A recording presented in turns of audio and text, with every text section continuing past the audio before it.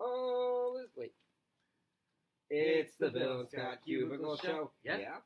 It's the Bill and Scott Cubicle Show. Yeah. What's up? And you caught the ending of Bill singing some Christmas carols because he's ready because we're 7 Fridays away from Christmas. And that means... Whoa, let me mute that. 12 Fridays from Kansas Day. The most important day of 2018. With that all being said, I'm Scott. And I'm Bill. And this is the Bill and Scott Cubicle Show. Epi number 73. Yeah.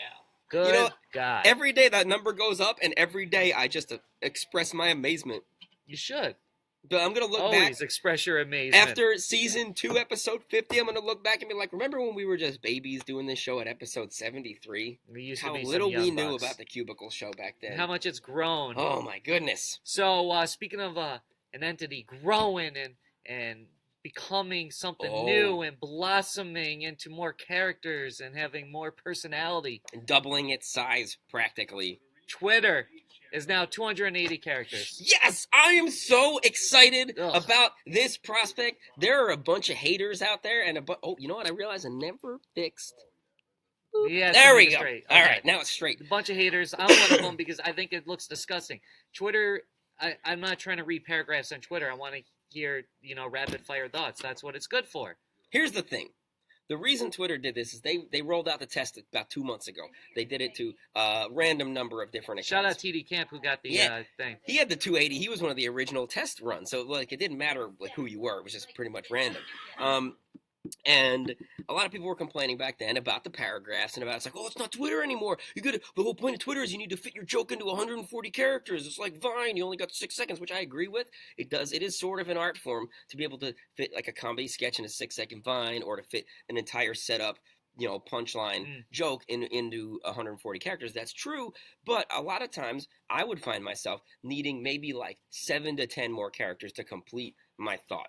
And if I couldn't have that, I either have to start another entire tweet or go back and spend a bunch of time editing mine to fit the whole thought in one package. And Twitter noticed with their test run that a lot of people were tweeting more frequently and more quickly because they didn't have to think as hard about cramming their thought into 140 characters. And Twitter's had a problem with people staying on their site, so I guess that's what they're probably trying to do there. But personally, I don't like it. I mean, that's what we have Facebook for, to read long posts. That's not what I'm trying to do on Twitter. That's not what my opinion of Twitter is. Maybe that's what you want Twitter to be, but it's not what I want Twitter to be. That's fine. And but that that's means the beauty I am leaving Twitter. That's the beauty of America. You're not leaving Twitter. Get out of here. How much have I tweeted recently? You haven't tweeted much recently, but the thing just came out yesterday. I'm done. You haven't tweeted hardly at all. And I want you to go on a Twitter rant, and this is what this is good for. Instead of 1 out of 275 tweets, you can have 1 out of whatever half of 275 the best thing about a Twitter rant was I could fill up your timeline with like 40 tweets. I don't want to fill it up with 4 tweets.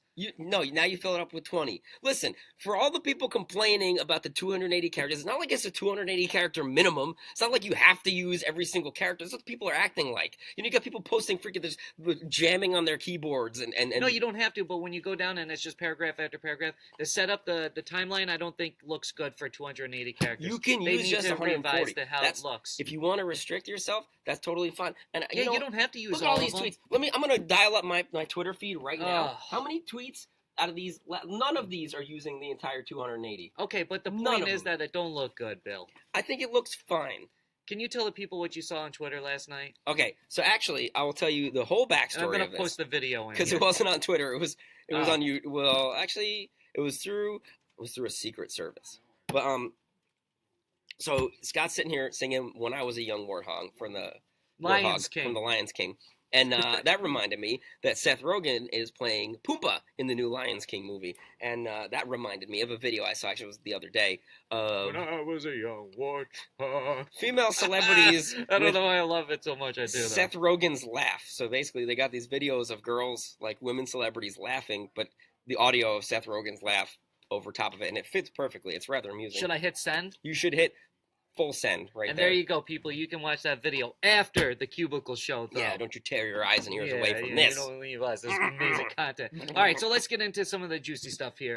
So Tyrese is a big fat liar. Is he a allegedly. liar, or does he have actual mental problems? I think this is the big question. Well, he might have some mental problems. I'm not really fully sure of this story. So if you I got the deets. It's a little sketchy. So just to bring you up to speed real quick, Tyrese has been raging on social media at The Rock because of the delay of the main movie in the Fast and Furious franchise for a spin-off starring The Rock is pushing it back by a year. So Tyrese is freaking out, saying he's not going to get paid, and he won't have money to pay his legal fees to fight this custody battle with his ex-wife over his 10-year-old daughter. So he's losing his mind over that. So yesterday, it was revealed that Will and Jada Pinkett Smith had donated $5 million to him, giving him $5 million to help with his legal fees. And he was like, you know what, I'm going to hop off of social media now because I know this is all taken care of. I don't have to freak out anymore. And everybody's like, that's great, because you needed to do that anyway. You're starting to look like an idiot. Today, it comes out. This is where it starts to get sketchy because according to sources close to Will and Jada, they didn't give him anything. They didn't give him any money at all. And he's just making this up. The question is, why would you do that? Unless he really believes I got an idea. They gave him some money. I believe he did that because he's trying to force their hand into giving him money. You think so? He's calling them out by making them look like that he gave them money. So now when it says they didn't give him money to help with the issues, it possibly will make the Smiths look bad for not helping out. So I think he's just basically forcing the hand here. They are longtime friends of his. That's the thing that we do know. They've been friends for years. I'm not so sure it's that. I feel like he just is like losing his mind. Like that would kind of explain why he decided to pick a fight with The Rock, who reportedly is like one of the nicest guys in show business. I've never heard a single bad thing about The Rock, right? So why would you automatically... I have from Vin Diesel and Tyrese. Yeah, but like automatically I assume that they're probably the ones in the wrong because everyone else in the world always says The Rock is so nice. But if Tyrese has some mental health issues, that would make this make a little bit more sense. Now that's sad, of course. But, I'm not sure that he's not like pulling an Amanda Bynes right now, and he's not going to ask Drake to murder his, you know what, naughty bits. Yeah, I think the first step is Tyrese to get some therapy sessions are in order here. And shout out to he's Pete the graphic Kelly. guy. He So made our graphics and when all we of put these images up on the screen, look at that. He did that. Yeah, he's the one that put he's all those together. He's the grandmaster. We should credit him as such. Kevin Hart because we've been trying to get Kevin Hart into the Fast and Furious to replace him as his character because it would be awesome. Roman Pierce. I don't know much about the story and I haven't really fully read into it here, so I'm gonna kind of read it as we're doing this here. But the headline just caught me, and I was like, "Damn, this is crazy." So for some reason, Kevin Hart's ex-wife wants to help parent the baby that Kevin's having with his new wife right now. I guess she told Us Weekly, "I want to be able to I want to be able to love on this baby, just like they are loving on the what?" Okay, I think I know where this is going without even reading it because all I saw was the headline too. I want to be able to love on this baby, just like they are loving on the baby. I get what she's trying to say. She wants to be able to show some, I don't know. Is she saying, okay, maybe I can translate this. I'm not sure because that's a very, very weird thing to say. Maybe she's saying she wants to love on this baby like they're loving on her baby because now the new wife gets to help raise the ex-wife's child with Kevin Hart. And she wants to piece that action. I'm reading this and I'm like, wait, can I not read right now? Let me just take this. I want to make sure we'll do some proofreading. I have baby fever, but I don't want any more kids. I want to be able to love on this baby just like they're loving on the baby. With co-parenting, you have to get it right so it's not a weird thing. I just want peace. Weird. It is weird. I understand that maybe you want to have Kevin in your picture, and Kevin's obviously still there for the kid that you guys had together, but you don't need to be involved in this kid's life. Plus, he left you for this girl. Yeah, why do you want to be around? You don't need to have your hands on his seat any longer. It's awkward. You need to move onward and upward. Is she remarried? I don't know. We don't know. I'd have to Google that, and I'm not going to do it right now. Yeah, I'm not doing no fact checking right now. Nah, that's usually my job, but I don't feel like it. Fact-free Wednesday. If you're not, I'm going to say you're going to find yourself a new man who treats you right. Yes. And if you are, then you already found yourself a new man, so keep your hands off girl. The old man's baby. DMX, getting ready to come back Speaking to of babies, speaking of lots of babies. you. Perfect segue. Okay, so DMX has got this reality show in the works, tentatively titled In the Doghouse, because if you're not aware, DMX has 15 kids with 9 different baby mamas. Dude gets around. Damn, that's some work. That's that tour life. Right, yeah. That XO tour life. The XXX tour life. And it's paying dividends now by reinvigorating his career, because what has DMX been known for in the last, 10 years? Probably going to jail and having kids. Yeah. So, the problem is, the jail part may come back to haunt him, because in July he was charged with 14 counts of tax evasion, and if he's convicted on all those, he could go to prison for 44 years. So that would probably be the last we ever hear of DMX. I hope that. Well, I don't think think it's only going to be like evasion. 2 years or something like that. It Yeah, wouldn't be like so 44 years. That's like the maximum, throw the book at him, prison sentence. But even so, any kind of prison sentence would probably halt production. I'm not gonna lie, I'd be in the interested doghouse. in a DMX reality show. It's supposedly going to be about him trying to get his life back on the straight and narrow and reestablishing relationships with all 15 of his kids and their assorted mothers. See, that sounds like drama. It does sound like a lot of drama. It sounds like a better reality show than Robin Black China or whatever it was called. I think so. I think DMX is a very interesting person, just alone. So putting him on TV and trying to rebuild his relationship with his kids, that seems like TV gold. Before we move on to the next topic, shout out Kwame, shout out Sabrina, shout out Kyle, shout out Lisa. Thanks for tuning on in and commenting and all that good stuff. You're the best. All right, so Iggy Azalea. Okay. Remember her? She had that big song, Fancy? It was number 1 in 2014. I don't know how many weeks. I should have looked that up ahead of time, but and then what? Then what happened? She just we were talking about this yesterday about artists. I almost want to do this on air, and artists that fell off like Fetty Wap, Iggy Azalea. Which one do you think had a bigger fall? Fetty Wap never had a number 1, did he? I would say Fetty Wap's. Did he? Was Trap Queen. Trap Queen was number 1? Okay. I think Fetty Wap, because Thanks, Fetty John. Wap had a lot he had more 3 singles. number 1s. Okay. So he did fall harder, but he's also stayed more relevant. He had a lot of singles. Okay. Fetty Wap's more relevant today than Iggy Azalea is, and they were out at the same time. Yeah, so right. Therefore, yes, you're right. Iggy has the bigger fall. Because she had her number 1. I think Black Widow was also a top 10, but then after that it was just a massive, a pile of failures. She had that song with Britney Spears that turbo tanked, and then Britney blamed her for it. It was it was pretty bad. I can't say that. I'm not a critic, but so here's the deal. She was supposed to have this album, Digital Distortion. It was supposed to come out in 2016, and then it got delayed because she broke up with Nick Young, and it was pushed to June of 2017, which, as you know, is now 5 months ago. Album just didn't come out. Now the stuff I was reading about, it basically was just they kind of just didn't put it out. The label, belief in her. That's what happened, because the label executives were like, we don't want to put out any more singles from this album, because the first one didn't really do anything. So they didn't want any more singles. They just didn't release the album.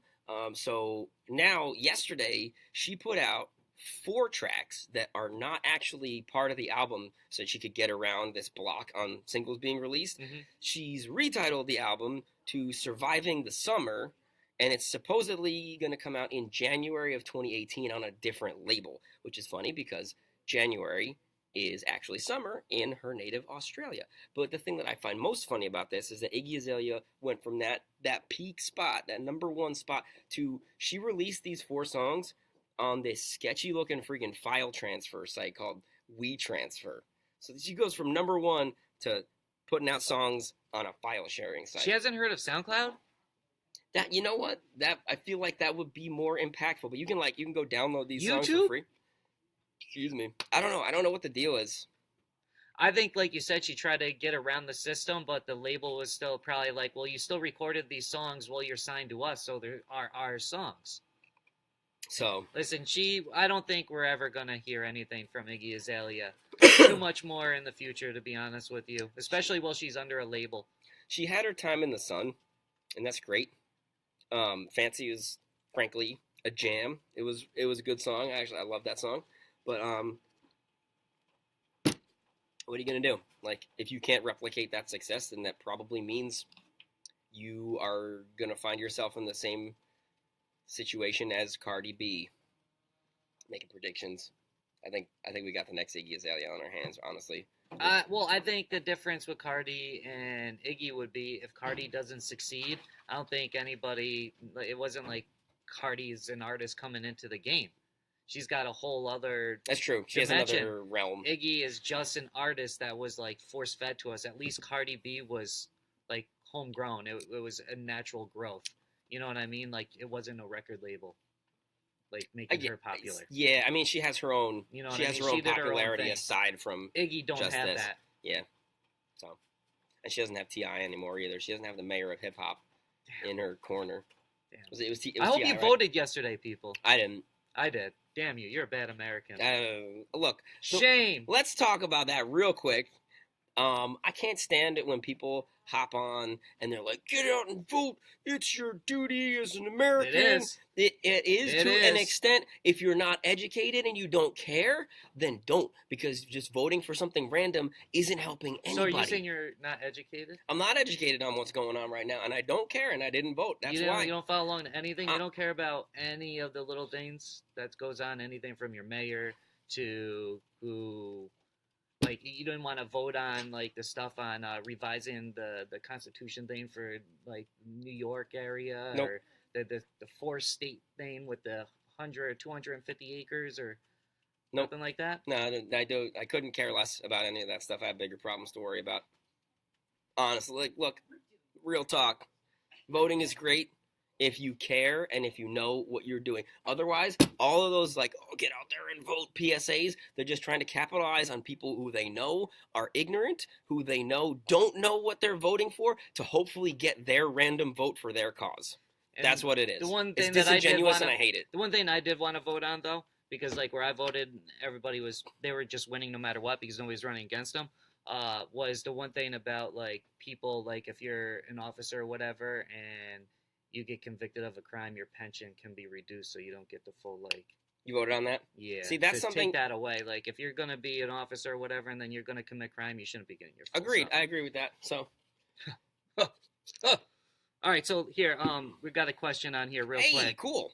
So, not really a question, but going back to the Kevin Hart thing, and Kevin Hart's ex-wife wanted to help be in the picture for the new baby. Lisa says she wonders if Kevin will allow it. Do you think Kevin will allow it? He's such a nice guy. I could almost probably see him saying, yeah. If he's not on terrible terms with his ex-wife. Free babysitter. And if she wants to help raise the baby, I'm guessing they're probably on decent terms. Yeah, exactly. Free babysitter. You can just pawn this kid. Just give it to the ex-wife. It's like, you know what? Here you go. We don't. I've dealt with enough babies in my life. Yeah, and I gotta go film Fast and Furious 9 as a stand-in for Tyrese. Gotta go learn my lines. Damn. Truth. His like 3 lines. Yo, I would love to see him in Fast 9 being like, "You gonna learn today?" That's what I want to see. That's Roman Pierce's new catchphrase. You gonna learn today. And with that being said, ladies and gentlemen, that is it for today's episode of the Bill and Scott Cubicle Show. You can check us out Monday through Thursday on the Jams 96.3 Facebook page. You can watch us anytime on YouTube or at jams963.com. You like how I did that right there? On demand. Just like... Oh, it's gone. Oh, man. And it's gone. Just like what? Oh, wait, never mind. Okay, we're failing here. Let's get out of here. Okay, 10:30 Eastern Time. Because that's the only time zone that matters. I sound like Father Time Zone. Okay. One. Cubicle Show. Cubicle Show. Cubicle Show. Cubicle Show! That's what I'm talking about, boy! Bill and Scott Cubicle Show. Yeah? Bill and Scott Cubicle Show. Yeah! Bill and Scott Cubicle Show. It's the Bill and Scott Cubicle Show. It's the Bill and Scott Cubicle Show. It's the Bill and Scott Cubicle Show. Cubicle Show. Cubicle Show. Cubicle Show. Not a rectangle show. Not a triangle show. Not a pyramid show. It's a cubicle show. Bill and Scott Cubicle Show. Yeah? Bill and Scott Cubicle Show. Yeah!